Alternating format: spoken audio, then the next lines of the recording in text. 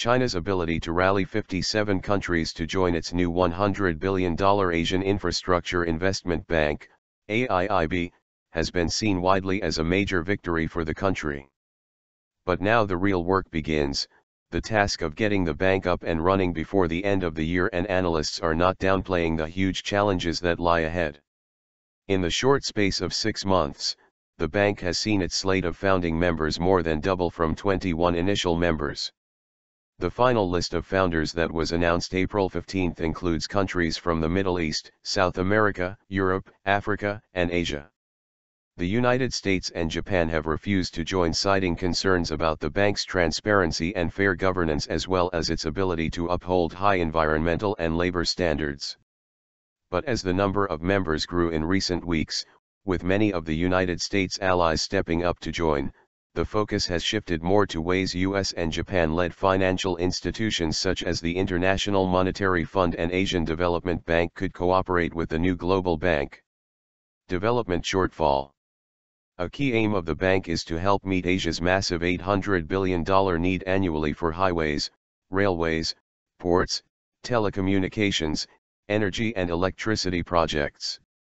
Besides the difficulties associated with carrying out expensive and massive infrastructure projects in developing countries, the bank also must determine how it will share responsibilities among its members.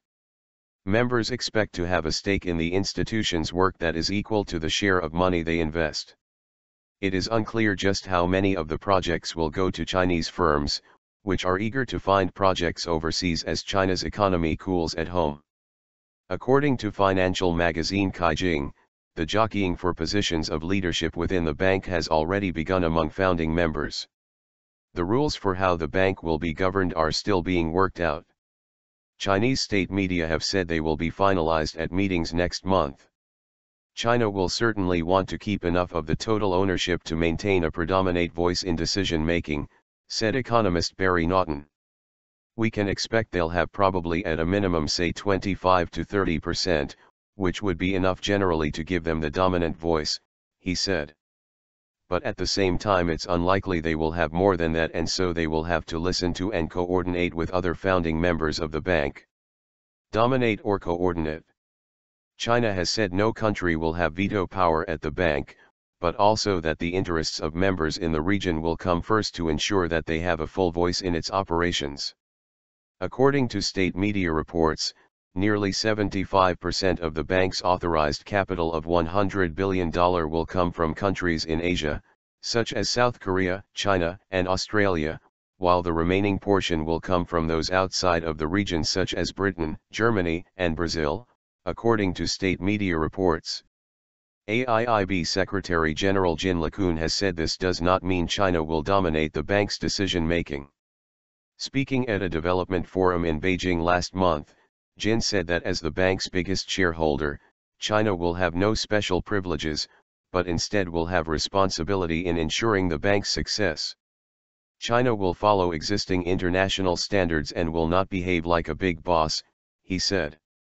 It will instead work with other members on an equal footing to reach agreement on decisions through negotiations and not rely on the authority of veto power to make decisions.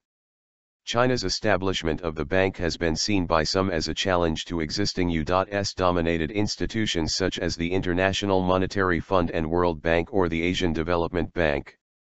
And because of that, some argue that is the reason why the United States and Japan refuse to join. China has said it is not trying to replace other institutions. Economist Barry Naughton said that China would like the world to see the regional bank as adding to global infrastructure, but also have it available as a tool for them, where they maintain a kind level of ultimate control, but it's exercised in a soft fashion that increases China's soft power, he said, adding that while that's their objective, the effort might fail or go off the tracks. Risks and opportunities. China is the world's second largest economy and a rising force in global affairs. It has the money and experience in building infrastructure, and if the bank succeeds in making a contribution to the region's connectivity and prosperity, it could bring huge benefits to Beijing. But that opportunity to play a constructive role is not without its risks, said Peking University political scientist Jia Qingguo. China lacks experience in building international financial institutions and organizations and has much to learn, Jia said. If it succeeds, it will reap benefits. If not, it will be very difficult.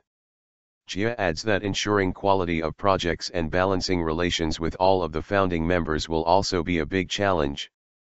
And that includes making sure they too are reaping benefits and have a voice in its operations, he said. A recent commentary in the Beijing-based Economic Observer noted that while China's establishment of a broadly representative and inclusive bank is worth celebrating, the challenges have just begun. The article noted that as time goes on, AIIB's novelty will fade and increasingly its success will be based more on what it does and how it is resolving Asia's difficult challenges.